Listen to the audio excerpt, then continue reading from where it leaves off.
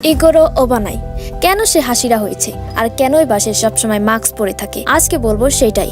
আর সেইটা জানতে হলে আমাদের চলে যেতে হবে ইগোরোর ব্যাক স্টোরিতে। ইগোরো এমন একটা ফ্যামিলিতে জন্ম নেয় যেখানে সাপেদের পূজা করা হতো। তার ফ্যামিলিতে শুধু মেয়েরাই জন্ম নিত আর ইগোরোর ফ্যামিলি সেই বাচ্চাগুলোকে স্নেক ডেমনের কাছে খেতে দিত আর পরিবর্তে সেই স্নেক ডেমন তাদেরকে হীরা জহরত দিত। আর 300 বছর পর একটা ছেলের জন্ম নিল আর সে হলো ইগোরো।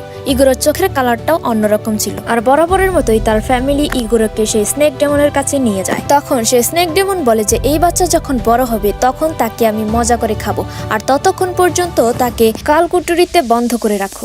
ইগোরোর বয়স যখন 12 তখন আবার তাকে স্নেক ডেমনের কাছে নিয়ে যাওয়া হয় আর তখন স্নেক ডেমন বলে যে আমার ফেসে যেরকম দাগ আছে ঠিক তেমনি ওর ফেসেও একটা দাগ বানিয়ে দাও। আর তখনই ইগোরের ফেসটাকে বিশ্রীভাবে কেটে দেওয়া হয় আর তারপর ইগোরোকে আবার সেই কালকুটুরিতে বন্দী করা হয় আর সেখান থেকে সে পালানোর চেষ্টা করে কিন্তু স্নেক ডেমন তার পিছু নয়। আর তখনই সেখানে ফ্লেম হাসিরা এসে স্নেক ডেমনটাকে মেরে ফেলে আর সেই দিনের পর থেকে ইগোরো ডেমন স্লেয়ারে জয়েন হয়ে যায় আর সেখানে স্ট্রংগেস্ট হাসিরা হয়ে যায়। এরকম ইন্টারেস্টিং এনিমি ফ্যাক্ট জানতে চাইলে চ্যানেলটি সাবস্ক্রাইব করুন। Thank you.